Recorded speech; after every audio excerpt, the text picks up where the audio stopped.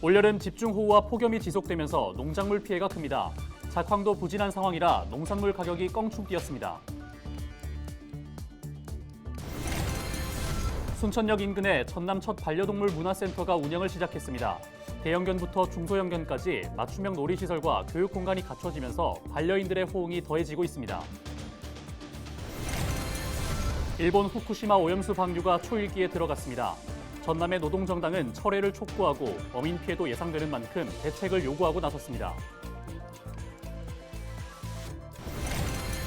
광주와 완도를 잇는 고속도로 2단계 사업이 정부의 예비타당성 조사 대상으로 선정됐습니다.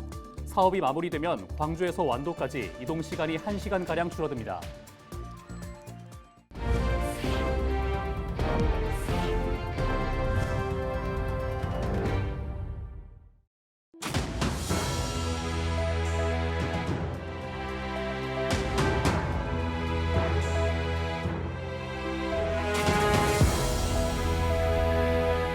시청자 여러분 안녕하십니까? 헬로티비 전남 뉴스입니다. 올 여름은 잠잠하다 싶으면 비 소식이, 더위가 한풀 꺾였나 하면 폭염이 찾아오고 있습니다. 이처럼 변덕스러운 날씨에 채소와 과일 등 농산물 가격도 올라 그야말로 지갑 열기가 무서운 요즘인데요. 추석이 다가오고 있는 만큼 앞으로의 가격 변동은 어떨지 송하영 기자가 살펴봤습니다. 전남 광양의 한 전통시장 채소 가게입니다. 손님이 오가며 이리저리 둘러보지만 선뜻 지갑을 꺼내지 못합니다. 시중에서 그나마 저렴한 가격으로 구매할 수 있는 전통시장임에도 불구하고 시금치와 상추 등 농산물 가격이 나날이 오르는 탓에 고민이 깊어지는 겁니다. 많이 올랐죠. 지금 이런 것뿐이 아니에요. 전체적으로 다 올랐어요. 물가가. 말할 것도 없어요. 10번 올 거 지금 한 3번, 4번 오면 많이 오는 거예요. 3배, 4배 올랐습니다. 지금 너무 우리 서민들은 진짜 힘듭니다. 먹고 살기가. 많은 가지면은 옛날에는 그 2가지, 뭐 3가지 이렇게 사셨는데 지금은 많은 가지면 한 가지도 조금은 소량으로 사고 있습니다. 소매가 기준 배추와 깻잎, 대파는 한 달 전보다 적게는 6%, 많게는 40% 가까이 껑충 뛰었습니다. 오이와 적상추, 시금치 역시 지난 7월 한 달 사이 약 40%에서 120%까지 오른 것으로 나타났습니다. 다행히 8월 중순부터 안정세를 찾은 듯하지만 일부 채소의 경우 여전히 평년값보다 높은 가격에 머물고 있습니다. 과일도 사정은 마찬가지. 평년 가격보다 수박은 11%, 복숭아는 50% 뛰었습니다. 이 같은 농산물 가격 상승의 원인으로는 날씨가 꼽힙니다. 35도를 웃도는 폭염이 이어지면서 병해충 발생률이 높아져 농산물 생육 환경이 악화된 겁니다. 과일류는 긴 장마로 인한 일조량 부족과 태풍 카눈으로 인한 낙과 피해가 가격 상승에 영향을 미친 것으로 분석됩니다. 폭염이 지속되면서 무름병이라든지 입마름병, 바이러스 등 농작물의 병해가 확산되었고요. 지난 7월 긴 장마의 영향으로 햇볕받는 시간이 적어서 과비료도 좀 부진한 상황이고. 전문가들은 배추 등 원예 품목의 경우 8월 말부터 작황 회복으로 점차 공급량이 늘면서 가격이 안정될 것으로 전망했습니다. 다만 수요가 집중되는 추석이 다가오고 가을 태풍 발생 가능성이 남아있는 만큼 일부 농산물과 과일 가격은 더 오를 것으로 분석했습니다. 헬로티비 뉴스 송하영입니다. 순천역 인근에 전남 첫 반려동물 문화센터가 문을 열었습니다. 중소형견뿐만 아니라 대형견까지 맞춤형 학습과 놀이를 할 수 있는 실내 놀이터인데요. 마음껏 뛰어놀아도 다치지 않도록 안전한 놀이공간이 조성된 만큼 반려인들의 이목을 사로잡고 있습니다. 보도에 서경 기자입니다. 높은 기구 위로 용감하게 올라서는 8살 진돗개 호두. 주인의 명령에 따라 뜀틀도 자유자재로 넘으면서 교감하는 시간을 갖습니다. 이곳은 순천역 인근에 조성된 반려동물 문화센터. 중소형견뿐만 아니라 대형견까지 맞춤형 놀이공간이 조성된 전남 유일 공공형 반려동물 시설입니다. 낮 최고 기온 33도를 웃도는 무더운 날씨에 활동량이 많은 반려동물 특성상 여름철 바깥 활동은 제약이 많은데 문화센터 입장료만 내면 놀이와 행동 교정 교육까지 무료 수강이 가능합니다. 길에서 개를 만나면 어떻게 다뤄야 하는지 비반려인을 위한 교육도 병행되면서 이용자 모두의 만족도가 높습니다. 대형견이 한여름에 어디 가서 놀기가 진짜 힘들거든요.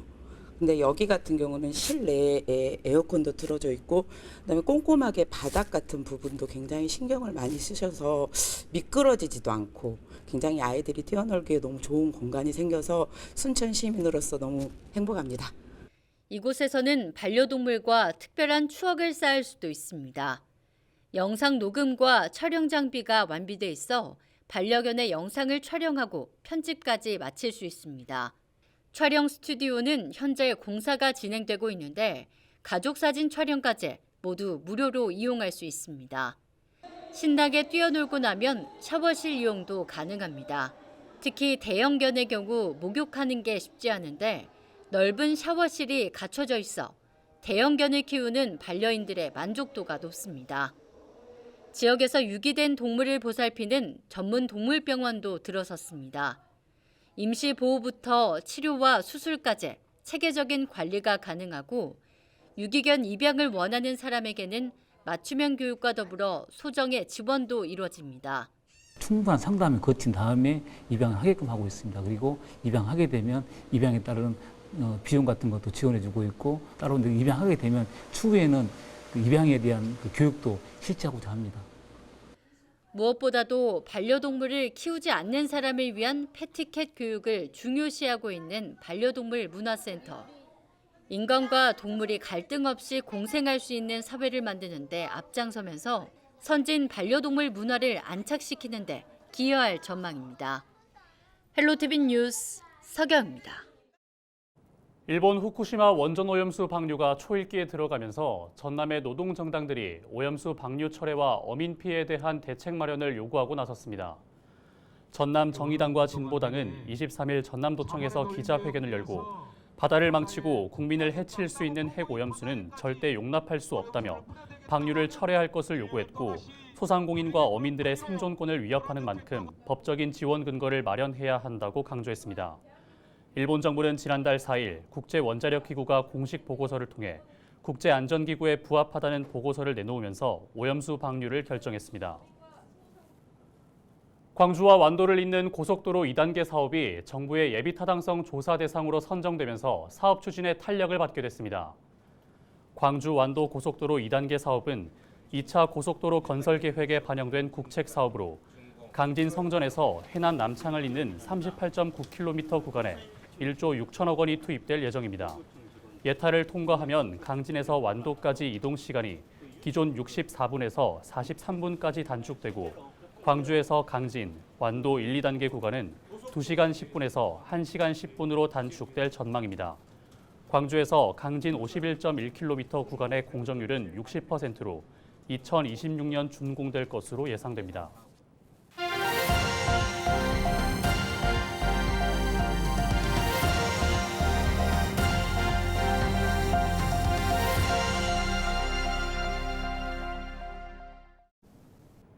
지역 소멸을 막아라. 케이블 TV 공동기획 보도 순서입니다. 지역 소멸의 정점에 있는 청년 유출 문제, 기반이 열악한 문화예술계에서는 더욱 두드러지는 현상입니다. 실제 충북에서 매년 200명 가까운 연극 전공자들이 배출되지만 대부분 서울로 떠나고 있는 실정인데요. 이런 가운데 충북 연극인들의 수건인 도립실험극단 창단 논의가 시작됐습니다. HCN 유소라 기자의 보도입니다. 공연 연습이 한창인 청주 한 소규모 극단입니다. 1984년 창단해 40년 가까이 지역을 무대로 활동해온 극단으로 전체 단원 8명 중 청년 단원은 2명뿐입니다. 도내 한 대학에서 연극 전공을 한 임민혁 씨는 6년간 프리랜서 생활을 하다 올해 신규 단원으로 입단했습니다. 대부분 서울로 떠난 동기들과 달리 지역에서 꿈을 실현하겠다는 의지로 선택한 결정이었습니다.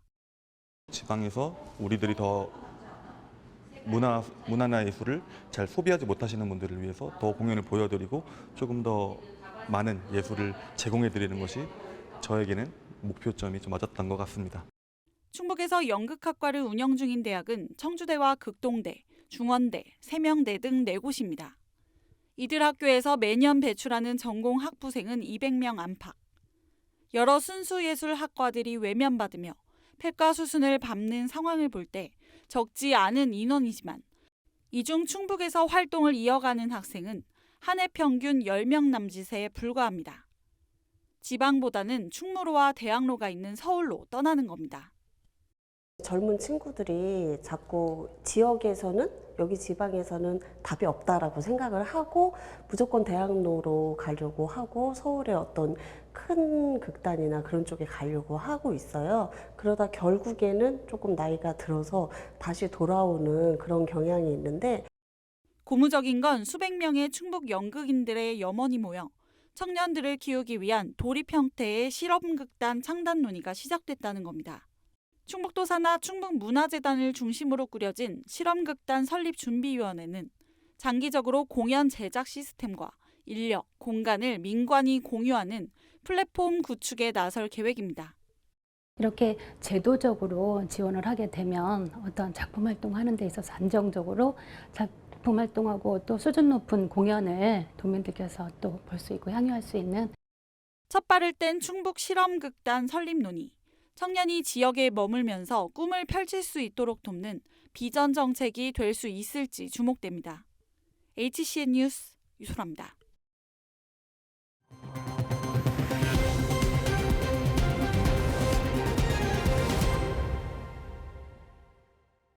목포 소방서 대원들이 목포 평화광장 일대에서 발을 헛디뎌 바다에 빠진 30대 남성을 구조했습니다. 목포 소방서 119 구조대원들은 23일 아침 6시쯤 바다에 빠진 남성 1명과 구조를 위해 뛰어든 시민 2명을 구명환을 이용해 안전지대로 옮긴 뒤 병원으로 이송했습니다.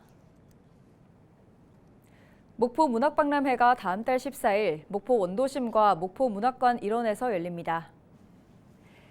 목포시는 다음 달 14일 극작가 차범석의 생가가 있는 북교동 일원에서 골목길 문학관을 시작으로 목포 문학박람회의 문을 연 뒤 이튿날 문학관 일원에서 개막식과 함께 17일까지 다양한 문학 관련 콘텐츠를 선보일 예정입니다. 이번 박람회에서는 문학아트, 독립서점관, 아동문학관, 헌책방관 등 6개의 다양한 문학전시관이 운영됩니다. 목포해양대학교 실습선 새누리호가 울릉도와 독도를 경유하는 해양영토 순례를 진행했습니다. 목포해양대는 지난 17일부터 20일까지 지역 중학생과 실습생, 교직원 등 180여 명이 참가한 가운데 실습선인 새누리호를 타고 울릉도와 독도에서 해양문화 탐방을 진행했습니다.